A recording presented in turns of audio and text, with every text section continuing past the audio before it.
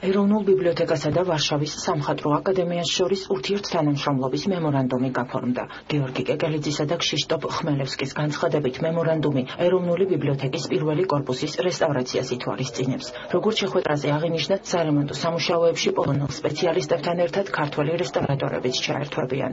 აღნიშნული შენობა კულტურული მემკვიდრეობის ძეგლთა სიაშია შეტანილი. ნაგებობის ჭერის მხატვრობის ავტორი კი პოლონელი ხელოვანი ჰენრიხ ხრინევსკია.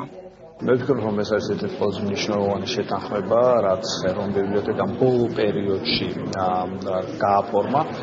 ეს გულისხმობს ეროვნული ბიბლიოთეკის პირველი კორპუსის შემოსასვლელის სრულ რეაბილიტაციას. აქ არის გენერალური მხატვარ ხრინევსკის კედლის მხატვრობა, რომელიც საჭიროებს ნიუანსურ მუშაობას და ჩვენ ვფიქრობთ, რომ ახალ 1 წლის განმავლობაში ამ სამუშაოს დავასრულებთ და ჩვენ გვექნება საქართველოში ერთ-ერთი ძალიან მნიშვნელოვანი პოლიდარბაზი, რომელიც ბევრი თვალსაზრისით იქნება მნიშვნელოვანი კულტურულიც, ტურისტულითაც და ასე შემდეგ. მივესალმებით ეროვნული ბიბლიოთეკის ხელმძღვანელობის და თანამშრომლობის ძალიან აქტიურ ჩართულობას, როგორც ჩვენი კულტურული მემკვიდრეობის არამატერიალური განსაკუთრებით შენარჩუნების თვალსაზრისით, ასევე ძალიან გააქტიურებულ საერთაშორისო თანამშრომლობებს და დღევანდელი მემორანდუმი, რომელიც პოლონეთის მხარესთან გაფორმდა, არის ერთ-ერთი არაჩვეულებრივი მაგალითი საერთაშორისო ორმხრივი თანამშრომლობის გაფართოების.